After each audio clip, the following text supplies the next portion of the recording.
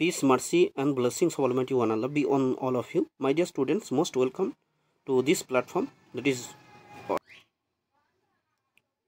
cpc.organic.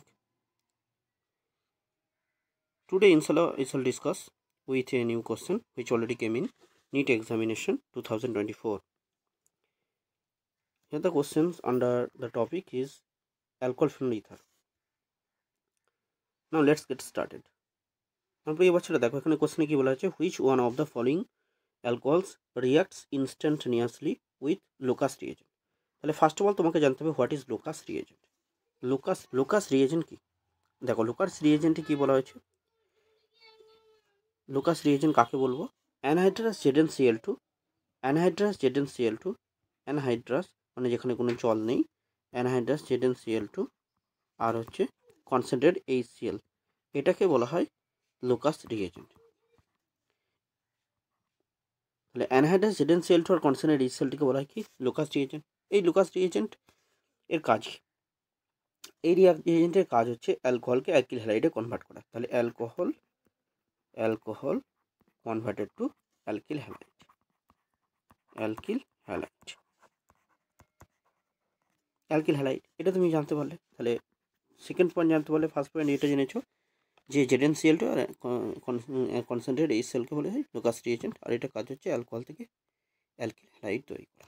আচ্ছা, third যে বিষয়টা সেটা কি, এই রিয়াকশনটা পাসিং থ্রু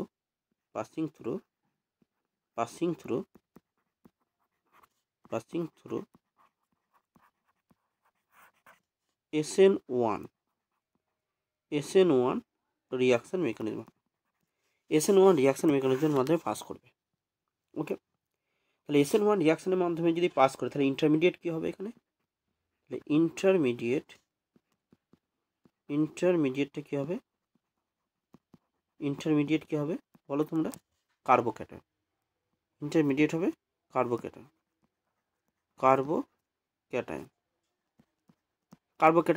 ইন্টারমিডিয়েট। এবার তোমাকে দেখতে হবে কোন কার্বোক্যাটায়ন।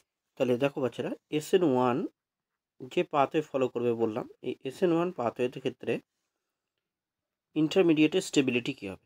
ইন্টারমিডিয়েট যেটা তুমি দেখলে, intermediate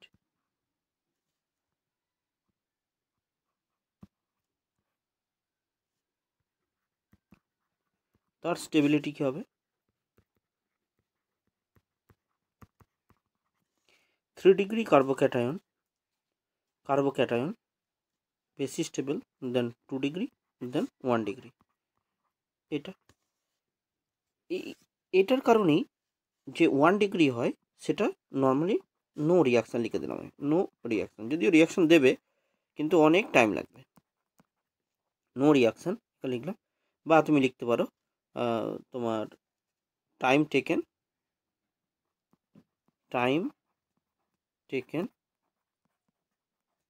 is higher time taken, অনেক বেশি টাইম টেকেন লাগবে।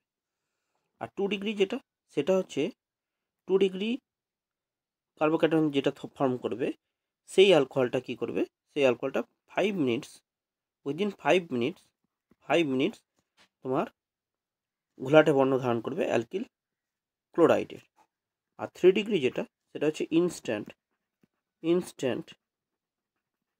অ্যালকিল হ্যালাইড তৈরি করবে। তার মানে এই 1 ডিগ্রি করসপন্ডিং অ্যালকোহল যেটা, তার কথা বলা হলো এখানে। 1 ডিগ্রি করসপন্ডিং অ্যালকোহলের কথা বললো, 2 ডিগ্রি করসপন্ডিং অ্যালকোহলের কথা বলা হলো, 3 ডিগ্রি করসপন্ডিং অ্যালকোহলের কথা বলা হলো যেখান থেকে এই কার্বোক্যাটায়নগুলো ফর্ম করছে। ওকে, তাহলে এখানে দেখি আমরা 1 ডিগ্রি কোনটা, সেটা অনেক টাইম লাগবে, অর্থাৎ 2 দিন 3 দিন 4 দিন বা তার থেকে অনেক বেশি টাইম লাগতে পারে। তো এখানে দেখো, এখানে ওইসটা যে কার্বনের সঙ্গে যুক্ত, সেই কার্বনটা ডিরেক্টলি একটা কার্বনের সঙ্গে যুক্ত, তাহলে অপশান 1-এ যেটা আছে সেটা 1 ডিগ্রি অ্যালকোহল, তাহলে এটা অনেক টাইম লাগবে, ইনস্ট্যান্ট নয়, তাহলে এটা অ্যান্সার হবে না। আচ্ছা গেল 2 ডিগ্রি। তারপর এটা দেখো অপশান বিতে,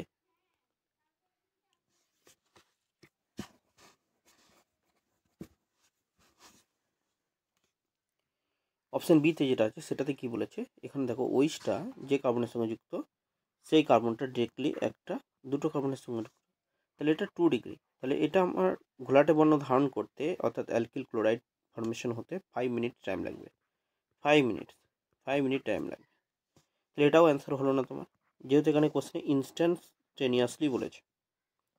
আচ্ছা, অপশান সিতে দেখো, অপশান সিতে ওয়েস্টটা যে কার্বনের সঙ্গে যুক্ত সেই কার্বনটা ডিরেক্টলি একটা কার্বনের সঙ্গে যুক্ত আছে, এইটা ডিরেক্টলি একটা কার্বনের সঙ্গে যুক্ত আছে, তাহলে এটাও 1 ডিগ্রি।